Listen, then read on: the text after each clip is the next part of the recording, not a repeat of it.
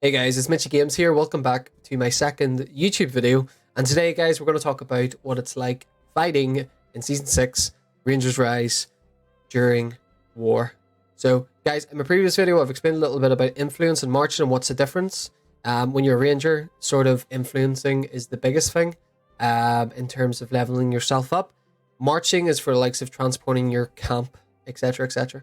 Now, when you're a ranger and you're fighting, it's a little bit different depending on what region you're in. So I'm going to break it down a wee bit for you guys. So firstly, when you are in the enemy's region, you can no longer influence whatsoever. So the way I have a 200 tile here, and I go to try and influence it to uninfluence all their tiles as well as capture their tiles. And if you look at this, I can't. And the reason for that is it's because it's in their region. Now, if that was in my region, and it was their tiles, then I'm able to capture that 200, influence that 200, and take away the rest of the influence from the other ones, guys. So the best way to go about it is marching. Now, marching can be a wee bit annoying, and the reason for that is standardly what will happen is when you march through an enemy territory, they'll probably have some 60s, some 90s, but mainly 130s, 150s, 200 and plus. And that's the tiles you're kind of like going to clean up. Now with influence, it's a little bit different, guys. They're going to have level 1 tiles scattered everywhere.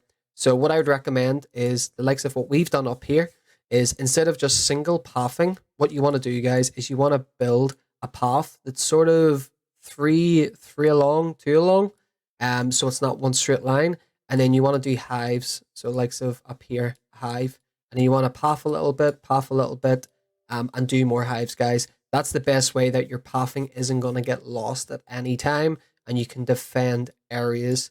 It's a little bit slower and it takes a little bit more stamina, but honestly, it is sort of the best way to do it. Now, while you're in enemy land, you can march to any tile.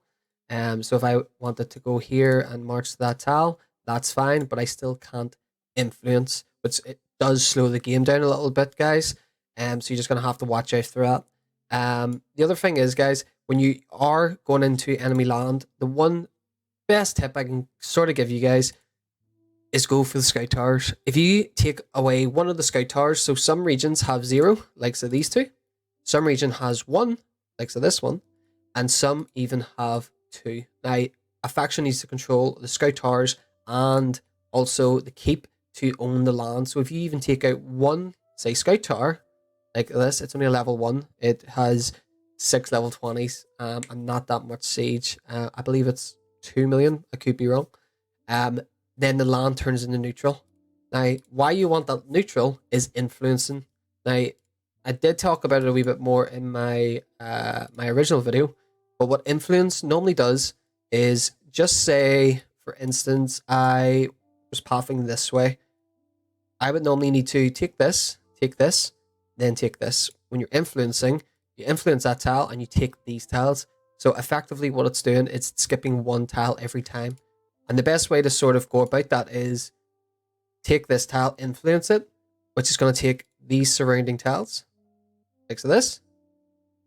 And then while this is took, so that's took 20 stamina, you can quickly influence this as well because it's then connected.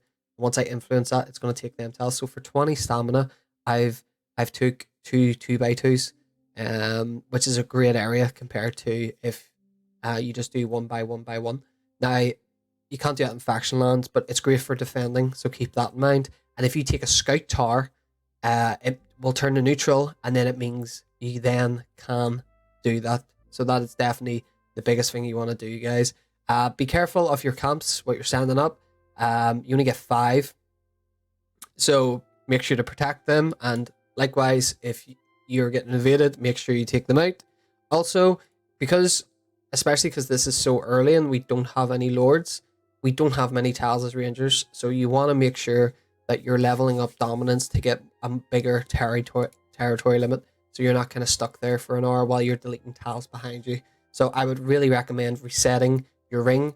Definitely go for the likes of ambush, which is going to give you 10% guarding against physical damage.